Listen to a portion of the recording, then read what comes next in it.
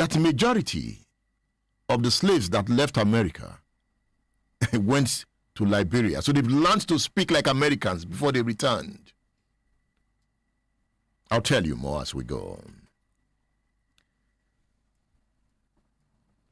You see, 10 of Liberia's 26 presidents were born in the United States. 10 of Liberia's 26 presidents were born in the United States. 10 of Liberia's 26 presidents were born.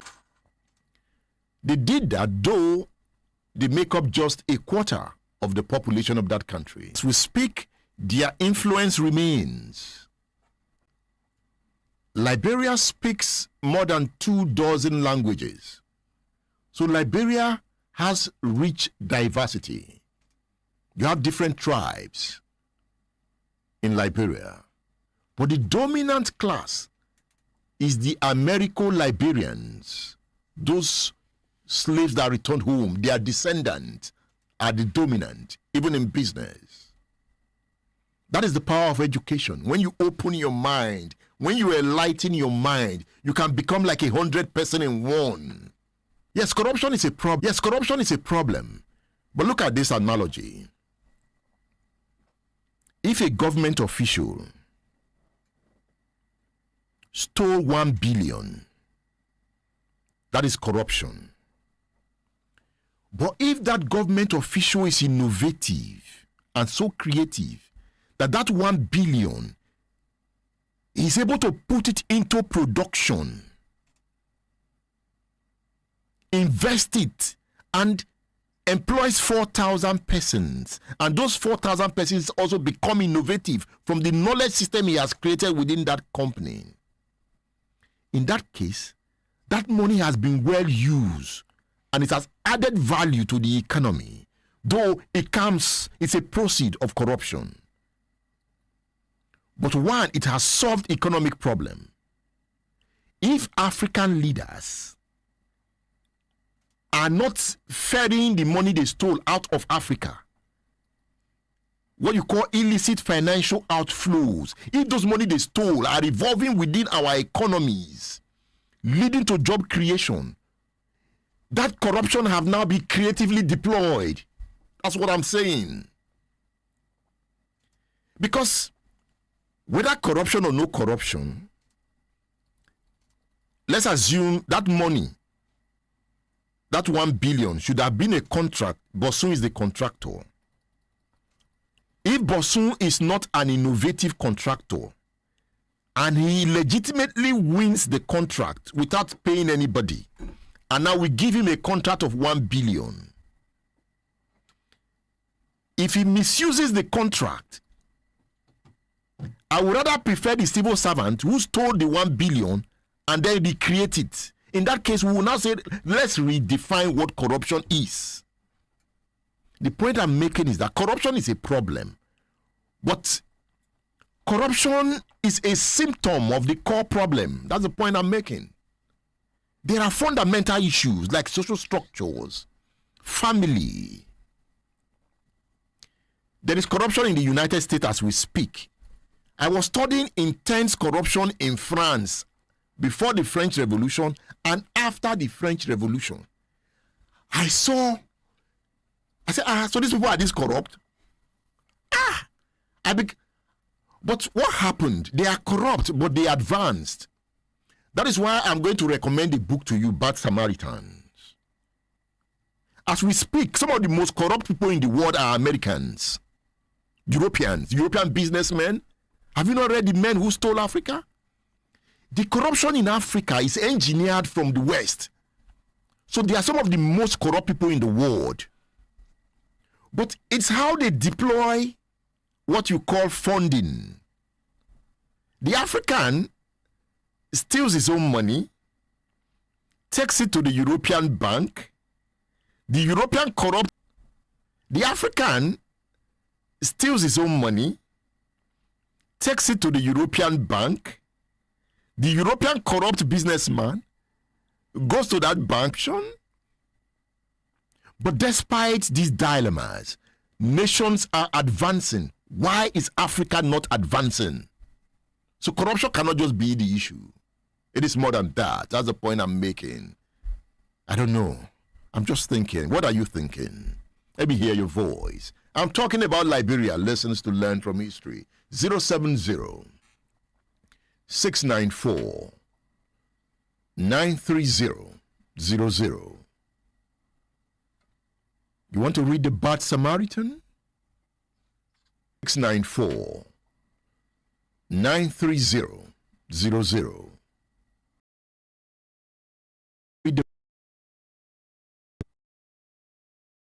Time Indonesia was rising, Malaysia was rising, corruption level was so intense. Nigeria was less corrupt in the 1960s compared to Malaysia and Indonesia. But Indonesia is almost advanced now.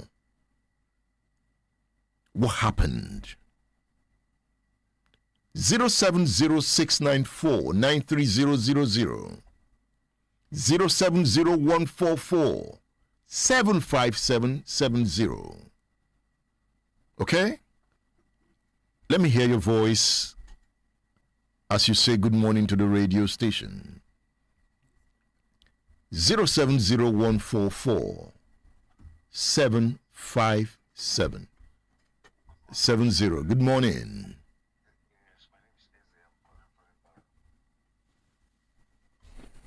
Okay, thanks for all your what you've been doing. I said, like I said, our problem in Nigeria, it's not corruption, but in Africa, it's not at all. I tell my friends that Europeans, Asians, they are more corrupt than Africans. Let's say, for instance, the family of Saud in Saudi Arabia, Europeans, Asians, they are more corrupt than Africans. Practically, of life for bad purposes in quote. What they've used it to develop their country. They are not accountable to anybody. So they could have just said, what's the point of developing our country? Let's use the money the way. But they didn't do that. They actually made their company, the country develop. Let's look at China, because people say China is not democracy. I said our problem is not democracy. In Nigeria, we have checks and balances. We have election every 4 years. But for almost 20-something years, we keep voting people, but they've not progress. They made progress for the country. Why? It's not a matter of corruption. It's like a more fundamental thing, and I feel it is lack of love of country.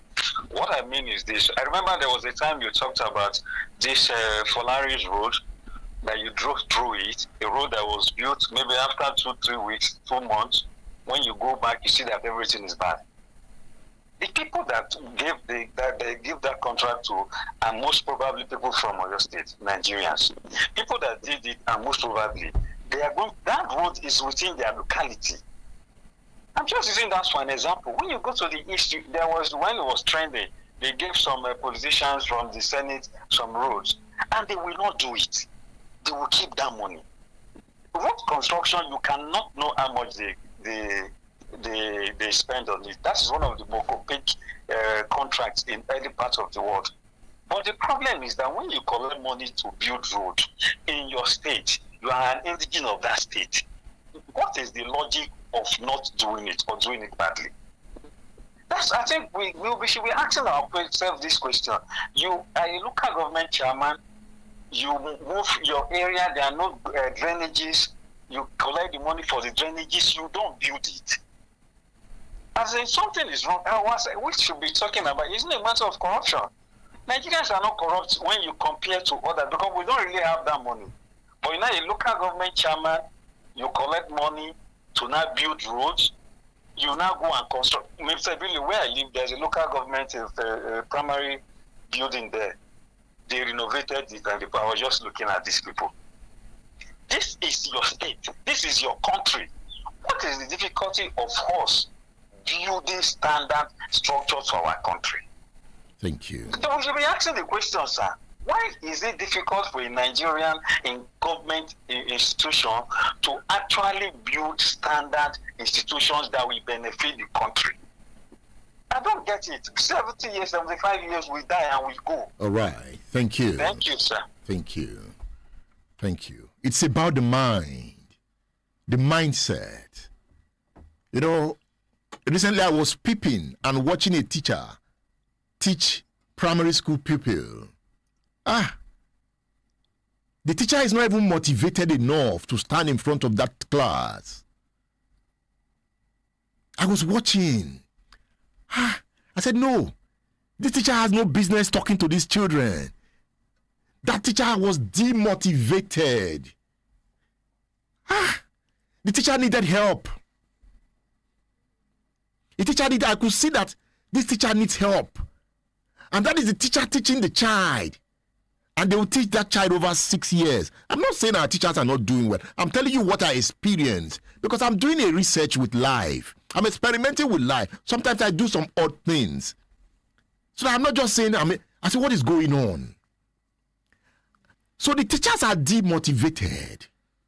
So because the teacher is demotivated, he or she cannot even embark on the journey to search for knowledge to motivate the child. So the child comes home, 1 + 1, 2, 2 + 2, 4, 3 + 3, 6, everybody's happy. Spell apple, APPLE, they're happy. The child is not thinking. The child is not thinking. We are not bringing the child up to think. It's even mommy that is thinking. You as a mommy, ask yourself, how many times have you sat with the child to sit down and formally inculcate knowledge into your child? You know, mothers are just always shouting. Mothers are just shouting. See them shouting, hey! Mothers, stop shouting. Mothers are just shouting from kitchen to bedroom. Stop shouting. Calm down. I just see mothers are shouting. As I'm talking to you now, mothers are shouting in the kitchen. And children, stop making the mothers shout. They are yelling. Fathers are now squeezing their faces. The child will ask you questions. Say, but why are you asking that foolish question? Children don't ask foolish questions. They ask questions that, see, what you call foolish, explain it. Be patient, answer their questions. Because that's an opportunity for you to inculcate knowledge. You don't have time for the children. You're always rushing out. You are busy. The busiest job to do is the job of raising a child. And if we are careful of the future, we must raise the child through our educational processes, through family. These are fundamental issues. Are you there? Liberia's capital, Monrovia, is named after United States President James Monroe. Are you there? Monrovia, that is the capital of Liberia. Liberia's capital, Monrovia, is named after United States President James Monroe, who supported sending free slaves to Africa. Many streets honor American colonial figures.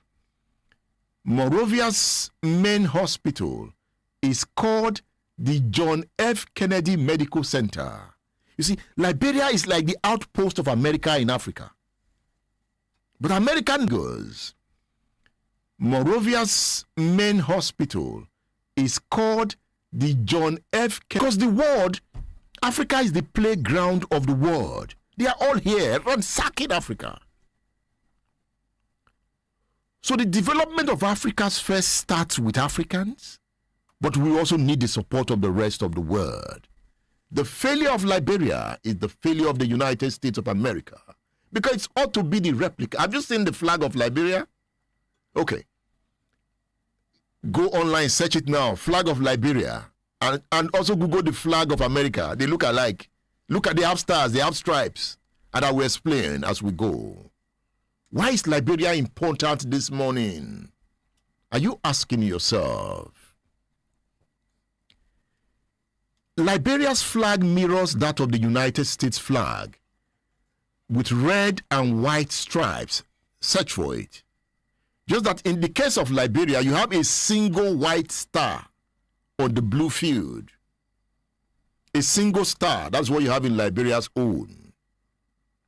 That star stands for Liberia as Africa's first independent republic. Africa's first independent republic. Yet Liberia is poor. Liberia got independent in the 1847. Liberia is still one of the poorest countries in the world. Liberia was not colonized. Let's make that clear. Liberia was not colonized. How come it is still poor? How? You know, some have said colonialism made us poor. Fine. No doubt. It has its own consequence. But Liberia was not colonized. Okay? Or should we say the slaves that returned were already colonized minds? To colonize is not just about occupying territories. I think it's more about occupying the mind. That is why when Europeans came, you see what they did? They are so systematic, and we must be systematic. First, they began to counter our thought patterns, how we think. Intelligent people, they began to counter how we think. They attacked our gods, and once for you to get a people, you attack their gods because they believe in their gods. So immediately they were able to attack our gods. Africans became scared. That god, Olodumare, Amadioha, that we were scared of. Amadioha is coming. Amadioha thunder. And the white man comes and kicks the shrine. That is, he attacks your god immediately. That's this Amadioha. A white man kicks and nothing happens. So that white man that kicks Amadioha shrine and nothing happens become like a god. Africans began to see them as god. That's what we call mind re-engineering. And they wanted to impose it. They now came with methods, education. Education. They now began to craft it. Speak English. Once you want to destroy a man, destroy his language.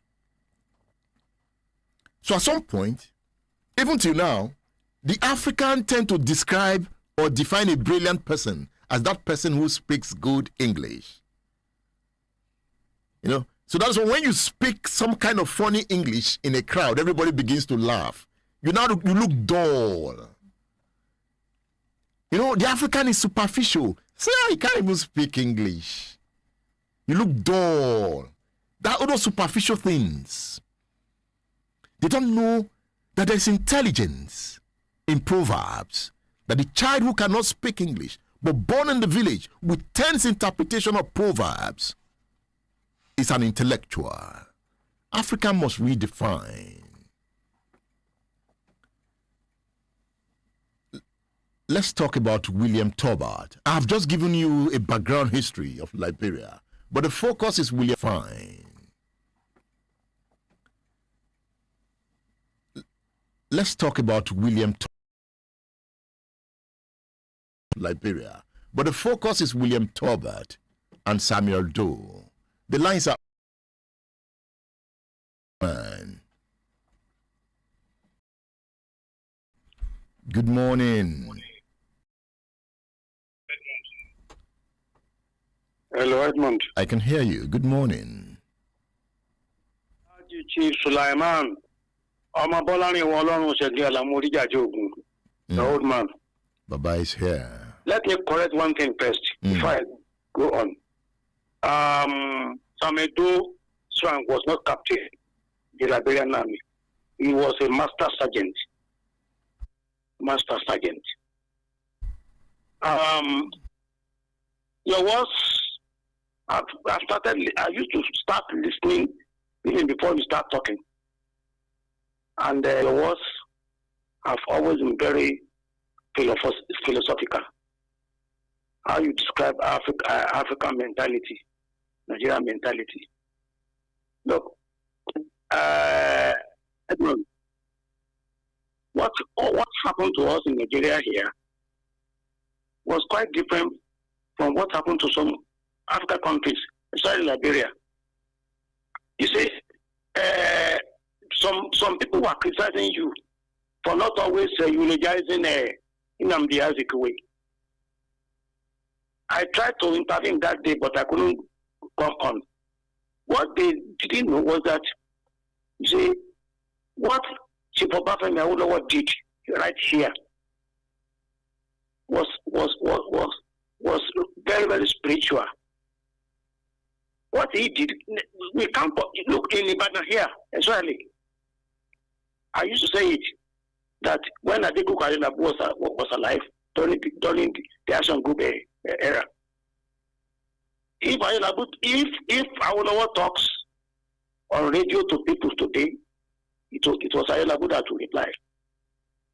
And if Awolowo talks, I mean, if Ayolabu talks and they want to reply, it was Akitola that to reply because he is versed in Yoruba language and he was able to move the people. I read that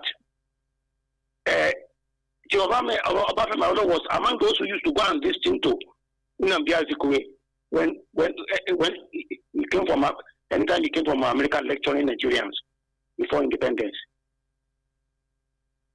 I'm happy today. People have brought people like you to educate us. We are always like you. I believe people will always listen to what you say, your cries every Saturday. For our intellectuals to learn, for our people in government to learn. I pray my prayers are answered. Edmund, are you still listening to me? I'm listening to you. Yes. Yes. Enjoy yourself. Talk. Continue. Go.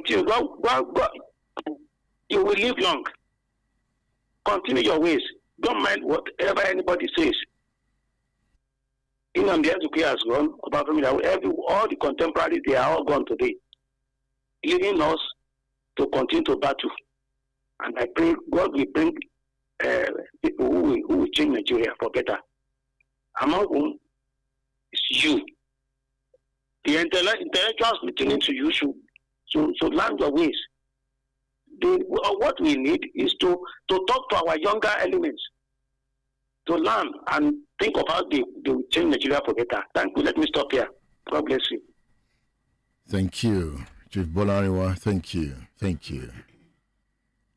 I'll tell you about a book, Do Not Disturb, the story of political murder and an African regime gone bad. I'll tell you about the book, okay? Just stay tuned. The radio man is here. The program is State Affairs on Splash 105.5 FM, the Integrity Station.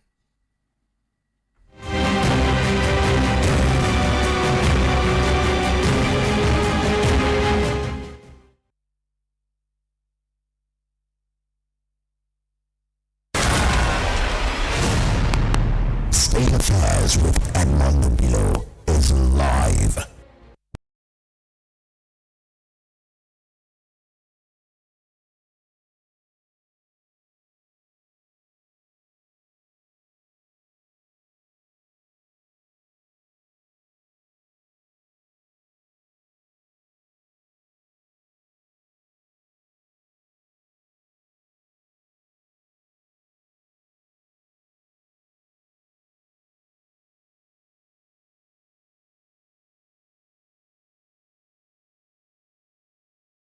We are in Ado, Hawaii. So we are at the foot of Okiado Mountain, rock as the case may be. This is the foot into the top. What's our mission? We want to have a dialogue with Iyake Lake. That's why we're here. So this is the foot of the rock. We are relaxed. So we are saving energy because the work up the rocks will take more than an hour. So you need to be strong, exercise yourself, getting ready, and up we'll go soon. So welcome to Okiado Hills, Okiado Mountain, Okiado Rocks. We are going to have a dialogue with Iyake Lake. Come with us.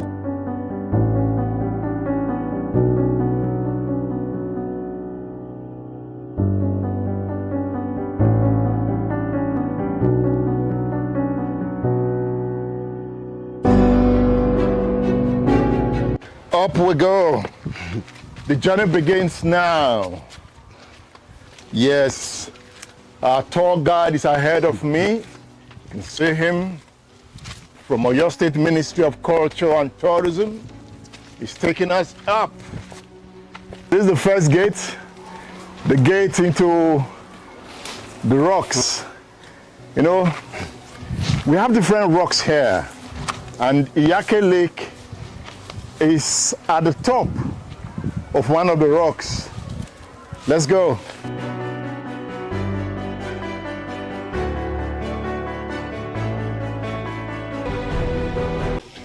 She says 30 site. When that Iyake is the most prominent one. Iyake Suspended Lake is the most prominent one. Iyake Suspended Lake is the most prominent one among them. Most prominent one among them. On our way now, we first of all reach Isagi Hill. After Isagi Hill, we see Odoyalaro, we see Esiamu Agba, we see Iyake Suspended Rock. If we move up, we see Esekaniku. That's a very sharp edge of the rock. We see Obebanji Jira, we see Majekakan, we see Agbomafo Iyake. That one is very close to Iyake Lake. It is believed that if somebody puts his leg inside, the person will meet himself inside the Iyake. So that is forbidden. People are forbidden from putting their leg. That is forbidden. People are forbidden from putting their leg there. So we have 60-30 sites. And in fact, those 60-30 sites during the olden days, those 60-30 sites were olden days. Those 60-30 sites were shrines, worshipped by shrines, worshipped by the indigenes that time. Before it's now been turned into 30 sites. Wow. And up till now, people have belief. They still request for whatever they want from each of those shrines. So we have 300 steps to go. Yes. Oh. Guys, we've just started.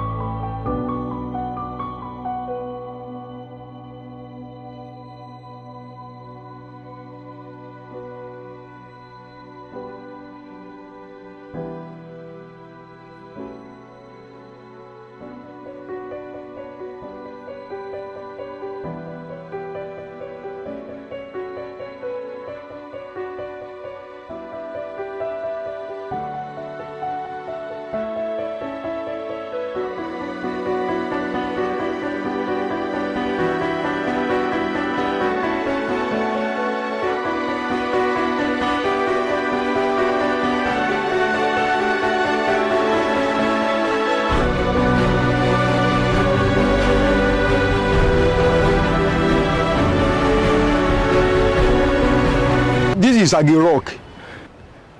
This rock is known for fertility and productivity. Mostly, it gives children for those who believe in it.